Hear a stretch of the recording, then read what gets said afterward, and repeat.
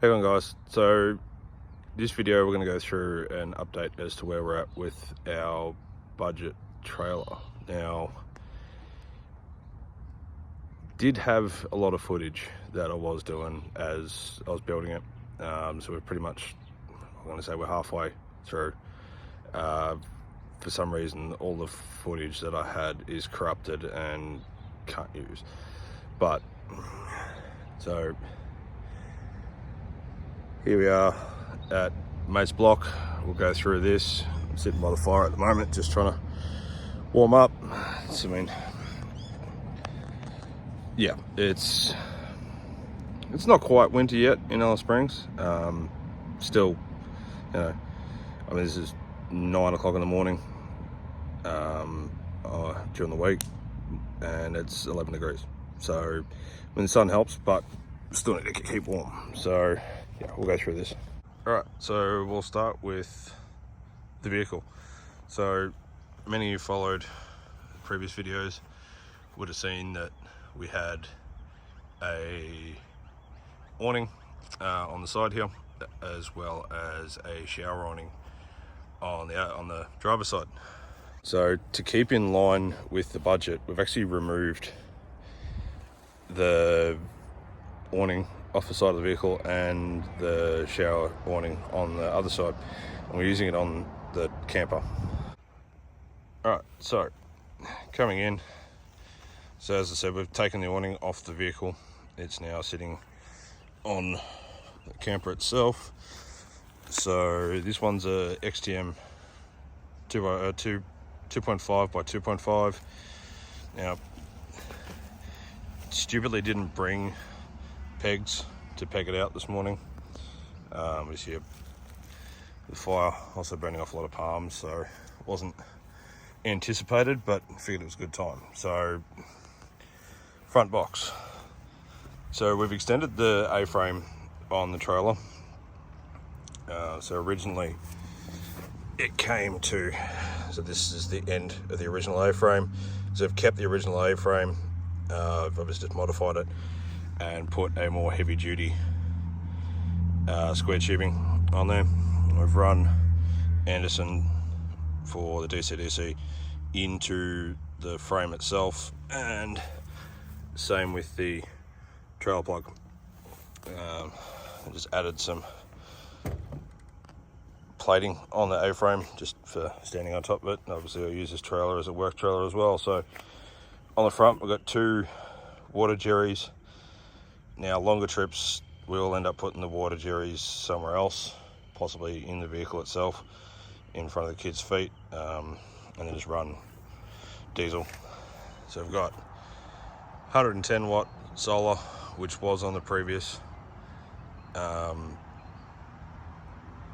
build, and coming in. So we've just fabricated up just stuff that we've found going cheap. Just fabricated up a little box just for the fridge on this side. Then we've got USB outlets, as well as Anderson plug just here, inverter control, and our battery monitor. Now, I'm not in full sun, so it's not really drawing a lot of solar at the moment. Now, this panel itself, I have noticed there's a bit of water coming in through here and sitting on these panels. Now this one I'm not so worried about. It'll go back, like we've obviously got covers on the USB, but the Anderson plug, as you can see, is starting to get a little bit rusty in there. No issues with the inverter switch or the battery monitor. And then, not sure how well you can see it, but in there, behind there, is the wiring. I haven't tidied it up yet because still adding more and changing more. I've just got to tidy it all up. So we've got that. And open this up. So as I said, I'm using this for work at the moment. So we've got drawers in here. Does have a tendency to slide out at the moment, but that may also be with how much weight I've got in there.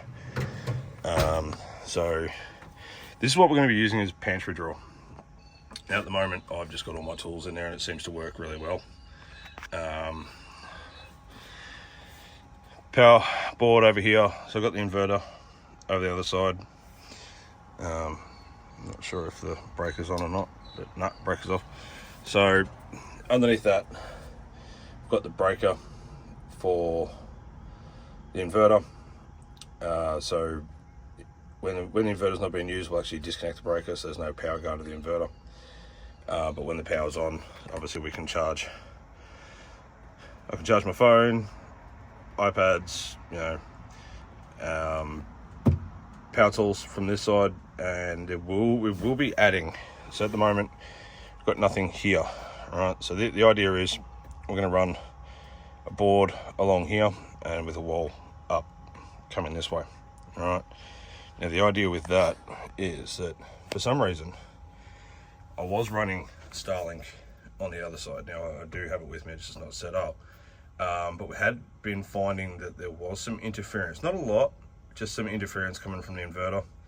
So the idea would be that when we're charging devices and everything, we'd have Starlink set up here. Now I'm going to be putting the hole in here with an access panel to feed the satellite in, but obviously to run off the power board here. So tool storage, technician case for all the batteries, just a toolbox on this side filled with all little bits and pieces. Now we'll go around. Now on this one we've added the shower awning at the back, which I thought was a better idea. Now I was going to run